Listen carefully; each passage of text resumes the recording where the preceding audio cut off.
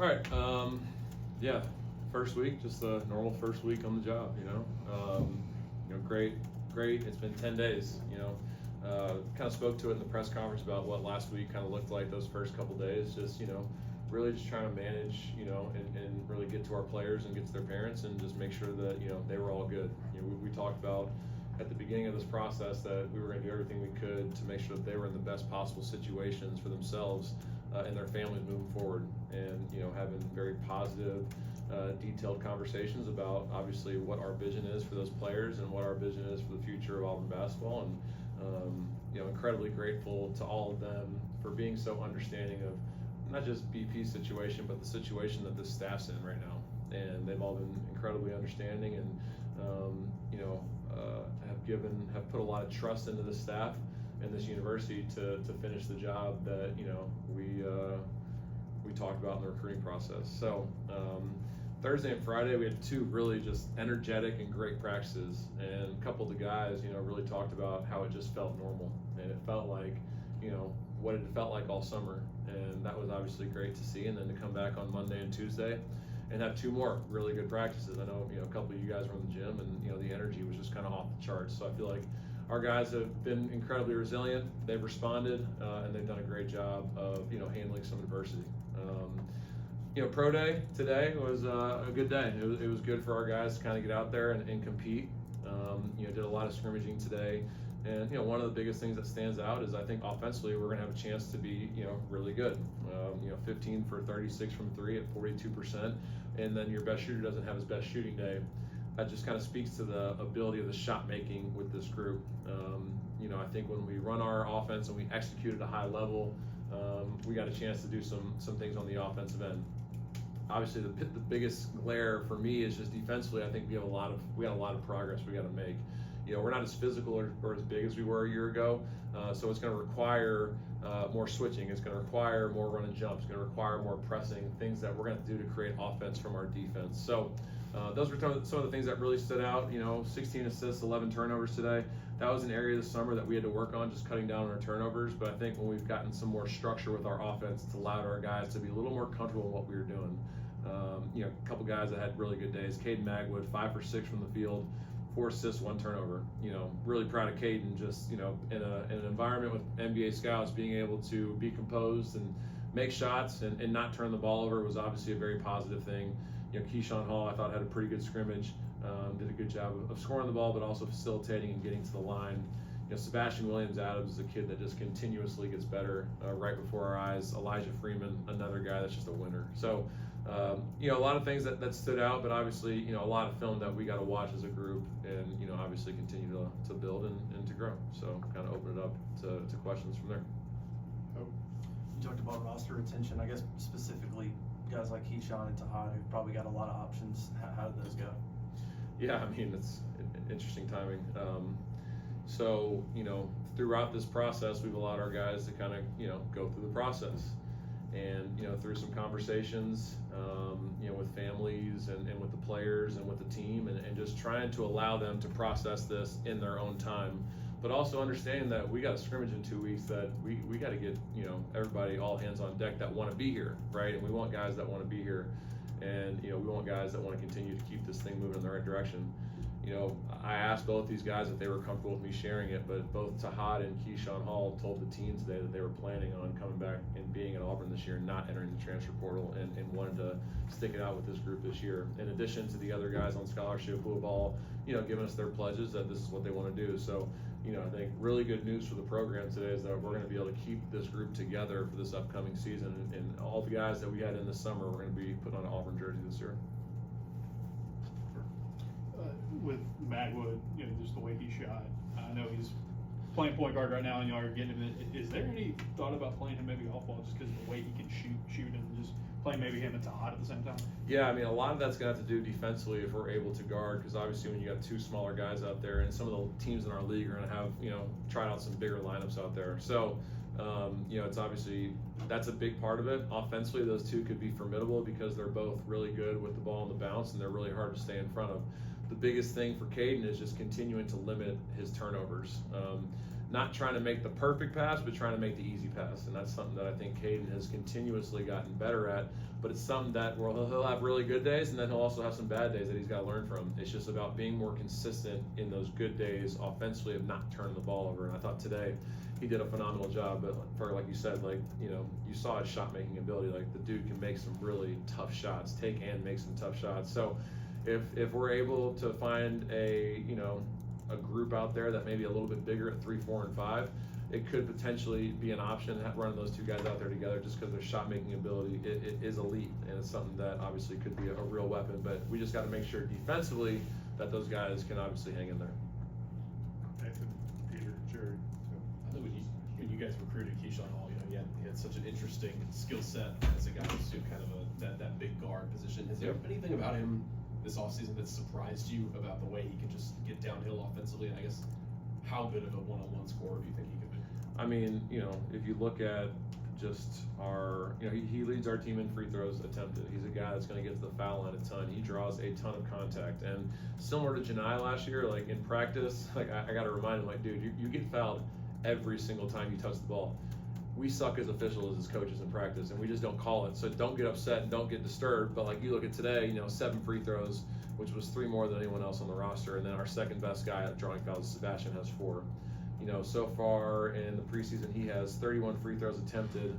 The next closest is 19. So his ability to draw fouls, get to the line, shoot at a very high rate is obviously something that is going to be really important for him. You call him a big guard, and that's just so true, because you look at him put the ball on the floor and pound it, and he's really got guard skills and guard quickness with how he's able to put the ball on the floor, get to his spots, and then finish around the rim. And then you can obviously stretch the defense and shoot threes. He's shooting it better this fall, shooting it over 30% so far this fall, and that's something that obviously we're going to continue to look for him to do. Has a positive assist turnover ratio. So offensively, he's doing a lot of things that are things that we're really going to ask him to do. He came here and wanted to prove to the country that he's a winner. And, he's not just a talented scorer. And one of the things that he talked about in the recruiting process was, I'm coming to Auburn because I want to become a better defender. And I think he's really dove into that and really poured into the film and trying to figure out ways to get better on that side of the ball, because he knows that's an important piece to kind of finish his game and get him obviously into a position to be able to play at the next level. So really proud of the progress he's made so far. He's always willing to learn and grow and to get better, and obviously we'll continue that journey together. The way this team is built offensively compared to last year, how different do you think this group will be tempo-wise? We saw, a lot of cases last year, you saw it slow it down, but today he's a lot more getting up and down. Yeah, I mean, you kind of said it right there. We have to play faster in order to score. Like, if you look at, not in order to score, but we're going to have an advantage because of our speed and our quickness, and we're going to play 9 or 10 guys, so we got to use that to our advantage. Whereas last year we really did get down to a 7-8 man rotation, and I feel like that kind of cost us in the second half of the Florida game, because we didn't have the pieces at 8, 9, 10 that we could really rely on consistently to come out there and perform. This year we're going to have to rely on 7, 8, 9, 10 to come in there and consistently give quality minutes. So we're going to play faster, just because, we're quicker and faster as a unit. And you obviously don't have somebody like Janai that you can just run a play call for and post up on the block and just kind of let him go to work and go get one. We have guys that we can do that with, but obviously Janai was a first-team All-American player, National Player of the Year candidate. So he obviously has some special to him. This year we're going to obviously play faster in transition, and a lot of our we're going to have more breakdown guys off the ball. I think we got more guys that can kind of get to the rim, draw the defense, play off 2, and get guys involved. So it's going to look a little bit more, like the 2019 team, like the 2018 team, as far as how we're going to play in transition a little bit more, push the tempo, push the fast break, and look to be more aggressive. But then obviously if nothing's there, you saw today, anytime we got into any semblance of offense, it looked good, or our defense just sucks. I'm not sure yet. But we're obviously working through those things. But it's obviously, when you have guys that can make shots out there, a lot of other things can work when you got guys that can bank shots. Coach, kind of seeing the versatility in a guy like Elijah Freeman, what would his role kind of look like this year? Yeah, I think Elijah, 2 guys that I think are incredibly important to this team, and they're all incredibly important, but 2 guys that I think have a lot of impact on winning are Elijah Freeman and Sebastian Williams-Adams. Those are 2 guys that I think just do a lot of little things that impact winning. And Elijah is a guy that can play 2, 3, 4. Hell, you could even play him at 1 if you really wanted to. He's a guy that can really shoot the ball, shoots the ball at a pretty good percentage. Pretty good. He shot 43% this fall, so that's more than pretty good. That's really damn good. He shot 43. He's shooting 43% from 3 since he's been here, and he's close to 50% from the field. A positive assist turnover ratio. He's our best offensive rebounder, one of our best defensive rebounders. You kind of get where I'm going here. He's very, very important to the success of this team. And coming from Division II, he was a guy that, the step up, it's not just one level from where he was at in Division II, it's probably 2 or 3 steps to the SEC. The first couple weeks, he had to get used to the athleticism, the physicality, the speed of the game, and it took him a minute. But to his credit, he's caught on quickly, and now you kind of see what he's capable of doing out there, and he's got some special to him. So he's going to be a really important piece of what we're doing. I think we're obviously thrilled to obviously have him on our roster, because I think he's going to be obviously a crucial piece. He does a little bit of everything. He's a Swiss Army knife, and he's going to be a guy that's going to have a big impact on the success of this program. You mentioned in your introductory press conference that Tahaad has a voice that people will listen to. Who else have you noticed that's emerged as one of the more vocal leaders on this team? Yeah, Keyshawn Hall is a guy that I think has a voice that carries, and a voice that people will listen to. If you look at our practices on Thursday, Friday, and Monday of this week, he was phenomenal. Just constantly talking, hyping guys up, getting guys in and out of the huddle quick. So stuff like that is stuff that I think for him as a leader, he's got to continue to do to continue to grow. Keyshawn Murphy, another kid that, has had a lot of experience in the SEC. I think a lot of guys lean on because they know that he's been in this league for a while now and has played against some of the best players in the country night in and night out. So when Murph talks, people listen. And then Kevin Overton would be another guy that I think a lot of guys listen to, because playing in the Big 12, having some real high major experience, those would be the 4 guys that I think have voices that these players will follow and voices that they'll listen to. So we're going to need all 4 of those guys throughout the season to be vocal and to be leaders, for this team to have some success. At center, how's Mecca doing, and how much better is Murph getting? Got to see him do a lot more today. Yeah, it was great to get Murph back out there. Murph tweaked his non-surgery knee a couple weeks ago in a workout, and just something that was kind of random, but it was something that we felt like he needed to take a couple weeks off just to make sure that he's 100% healed, because we didn't want to rush him back for any reason. We didn't want him to obviously make it any worse, but every single day that he was doing treatment with Clark and Coach D, he got better each and every day. So we didn't want to rush, him having to come back. So it was great to get him out there for a full practice and to get him to go full, to get him to go live. We'll obviously we probably need to back it off the next day or 2 with him just so he can make sure that he stays in a good place. But obviously really happy that Murph's back out there and healthy. And then Mech's had some lower back issues, throughout the preseason, then it's flared up over the last couple weeks. So getting better. We feel like he should be back by tomorrow, but we didn't want him to go live today, and lower back injuries are something that can really, linger, and something that can just continue to get worse if you put too much stress on it. So I think Mech's going to come back out and he worked out yesterday and today, and then he's going to go full in practice tomorrow.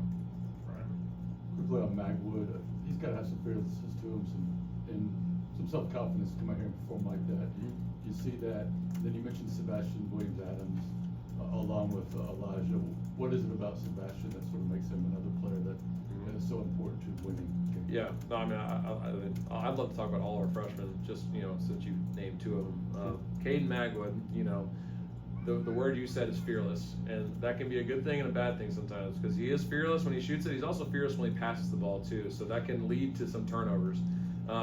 But you're right, his shot making ability is one of the most elite things that he does, and it's something that's really separated him, and it's a reason why we initially brought him, because we felt like a lot of his game was similar to what Tahaad did as a freshman, right? He just does, if he sees it, he feels like he can make it. Sometimes you really don't think he's going to be able to get a shot off, and then all of a sudden it goes in, and you're like, damn, that was pretty impressive. So for him to come out in this setting, in this environment, similar to Tahaad last year, in some of the biggest moments, Tahaad would show up in the biggest games, and for this to be a practice where there's NBA scouts gives me some confidence that the moment may not be too big for him. So obviously happy that he performed well today, and that's going to give him some confidence there. Sebastian Williams-Adams is one of the most improved players that we've had as a freshman, just from the time he started to where he's at now. Okay, Sebastian coming in was known as a Jarris Walker type player. I'm sure some of you kind of remember who that is. He went to Houston, big physical four-man that could put the ball on the floor, go finish around the rim. Was a physical specimen. Looks like a tight end or a defensive end. Is able to get to his spots, finish around the rim, and an elite defender. But Sebastian's added a little dimension to his game here over the last. In fall, he's shooting 9 for 20 from three at 45%. And just to give you some context, this summer he was 2 for 16 from three. So one, it speaks to his work because he's been putting time into the gym to fix it. But two, it's speaks to being able to play through a shooting slump and come out and then shoot close to 50% in the fall. So incredibly impressed with him and the amount of time he's put in to obviously correct those things. He went 2 for 4 today from three. So when Sebastian's able to shoot the ball, defense then got to press up on him, and then you're going to have a really hard time staying in front of him getting to the rim. And then he's a guy that can guard multiple positions. He can guard 1 through 5. Okay, we're going to be comfortable allowing our guys to switch with him, so he can guard guards and guard bigs. He's our second leading rebounder behind Keyshawn Hall at 42 rebounds. Our leading offensive rebounder. Every time he crosses the offensive glass, I feel like he's going to kill somebody because he's just nobody wants to check his big ass out. But he's going to be a really valuable in that part of the floor. 9 assists, 4 turnovers. As a freshman, to not force things and not turn the ball over, that really speaks to his maturity as a player. He's a guy that just influences winning all over the floor. Simon Walker, another guy that when we recruited him, Simon was a guy that we thought would, and I know some of you know him because he's obviously he's from the state. You would probably think it would take him 2 or 3 years to kind of play at this level. Well, Simon came in right away and showed pretty quickly that he's ready, and he had a really good fall and end of his summer to come out here and really show that he belongs. And this is not too big of a level for him. Obviously, unfortunate that he ended up having to have surgeries out, I think close to 6 weeks, but had a great first week of treatment, and he is he's made a lot of strides, and I'm really proud of Simon. And then Philip Jovich, who's the oldest freshman in college basketball at 20 years old, played professionally for the last couple years, has played against grown men. And Philip, another guy that's just consistently gotten better every week because the game is just so much different from here than where he was playing. The speed, the athleticism, the tempo, just the size, right? Different type of athlete over here compared to what he's playing with over there. So it takes an adjustment period, and Coach Golden told me, like with all of his guys, similar situations where some of the guys that he's had that have been internationals have taken some time to kind of turn the corner. Philip's no exception to that. Every single week, Philip's gotten better, and you kind of saw today just a couple things that he did. We're like, whoa, that was pretty good. 3 for 3 from the field. He's got to be a better rebounder because he is 6'8", and he's a 6'8", 4'5" man, so he's got to do a better job of checking out because while he was the most athletic guy in Europe, he's now probably the 7th most athletic guy on the floor, and he's a great athlete. So he's done a great job adjusting to the speed of the game, to the tempo of the game. He's a really quick big man. He's got to use his speed and quickness, and he did today on one of his spin moves against Murph. So excited about the contributions he's going to be able to give. So our freshman class has done a really good job, up to this point. Take a few more, Nathan. When you guys were looking at Elijah in the portal, obviously, he had that growth spurt, and he was just such an explosive guy last season. Where have you seen him improve this offseason? I mean, it just kind of feels like he's not only a project player, but is ready to also contribute right now. Yeah, I mean, if you look at the splits at LMU, it was like he was shooting close to 60% from the field, 40% from three, and like 80% from the free throw line. So you look at that right away, and you're like, that's just efficiency, like off the charts, and that's stuff that we really look at and we value when we're recruiting guys here at Auburn. One of the areas that he's really just grown in an area that he didn't have to show a ton because he was the best player is defensively. He's got a chance to be special. You saw a couple times today, it looked like the other team's about to get a layup, and he just rotates out of nowhere and just blocks it. So he has some special ability athletically to cover a lot of space on the floor in a very short period of time. He, at his size at 6'7", does a really good job of getting through screens and getting skinny and getting around screens and not being screened. He sprints back. He makes multiple efforts in transition defensively. Like defensively, that's the one area that I've really seen a lot of growth from him. It's something that I think is going to be a separator and going to be a reason why he's going to be an NBA player one day because offensively, he's got the tools. when he continues to show what he's capable of defensively, that's when he turns the corner. Just 2 weeks out from Oklahoma State, the exhibition, you know, what are some of those things you've seen from that team early on right now? Honestly, we haven't watched any film on Oklahoma State because so what we do at this point is we pre-scout our first like 8 opponents. So we've already worked on Houston and we've worked on Michigan.